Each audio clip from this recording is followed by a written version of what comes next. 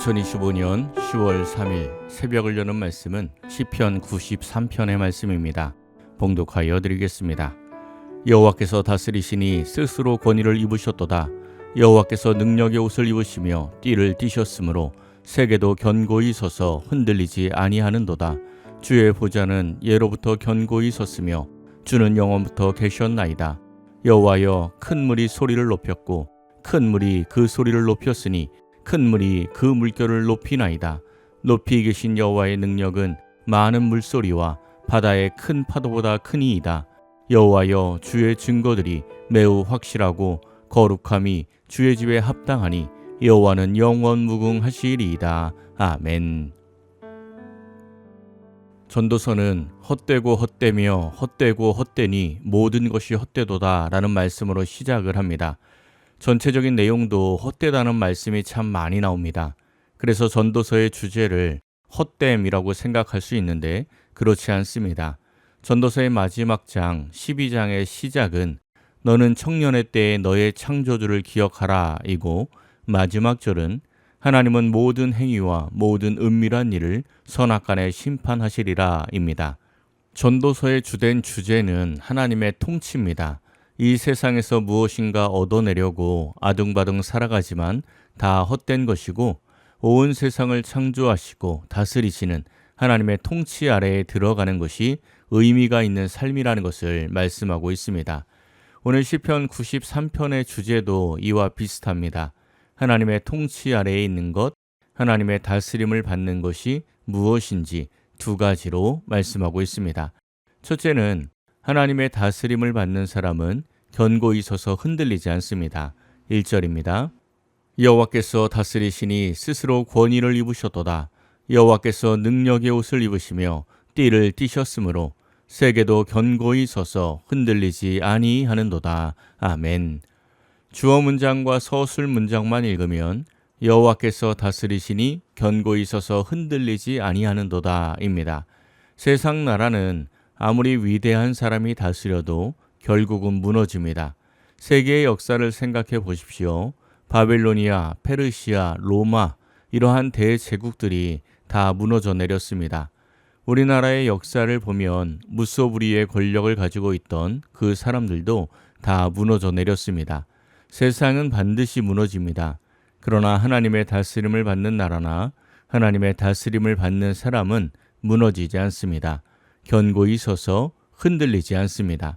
그 이유가 2절에 나오고 있습니다. 주의 보좌는 예로부터 견고히 섰으며 주는 영원부터 계셨나이다. 아멘. 주의 보좌는 예로부터 견고히 섰으며 영원부터 계셨음을 말씀하고 있습니다. 하나님이 견고하신 분이라 그분의 다스림을 받는 세계와 나라와 사람도 견고하다는 것입니다. 이와 비슷한 말씀을 예수님께서 산상수훈을 마치시며 말씀하셨습니다. 마태복음 7장 24절에서 25절입니다.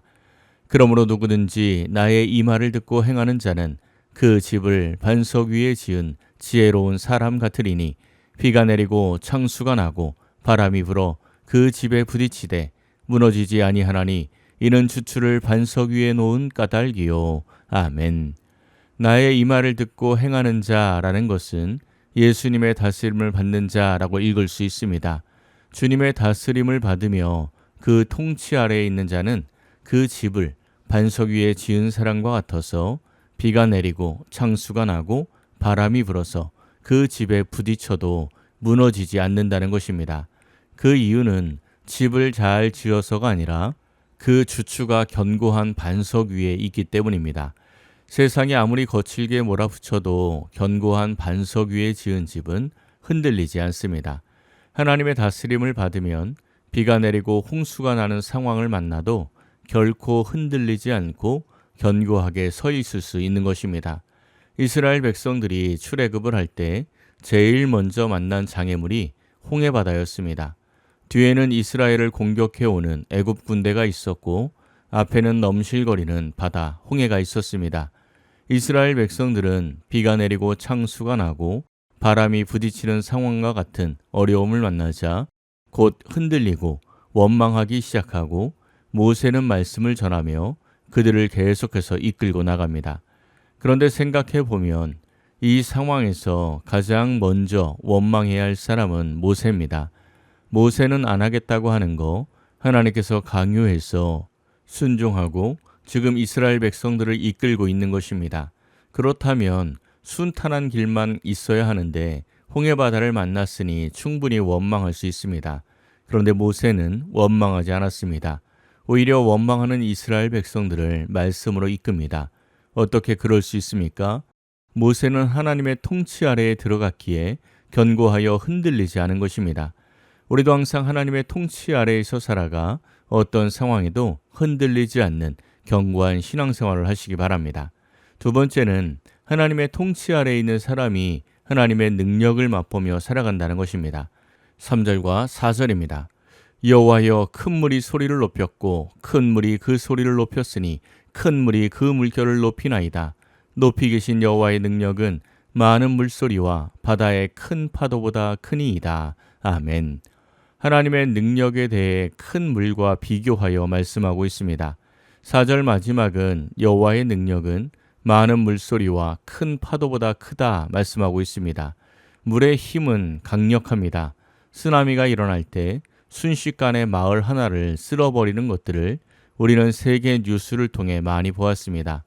채석장에 가면 단단한 화강암을 자르는 톱이 물톱입니다. 창세기에서 첫 심판은 물에 의한 심판이었습니다.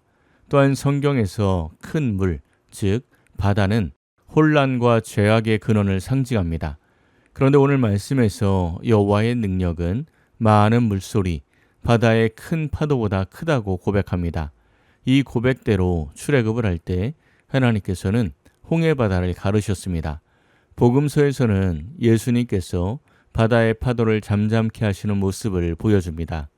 혼란과 죄를 상징하는 바다보다 큰 능력을 상징적으로 보여주고 계시는 것입니다.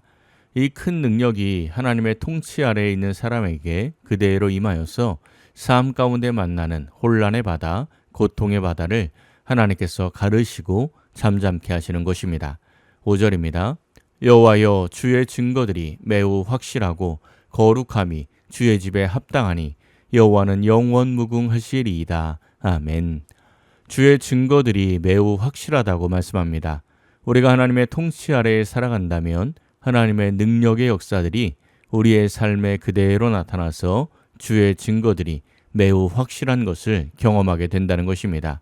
이 새벽 기도하는 성도님들은 하나님의 다스림을 받는 삶, 하나님의 말씀에 날마다 순종하는 삶을 통하여 견고히 서서 흔들리지 아니하고 하나님의 능력의 증거들을 날마다 목도하는 복된 삶을 살아가시기를 예수님의 이름으로 간절히 축원합니다.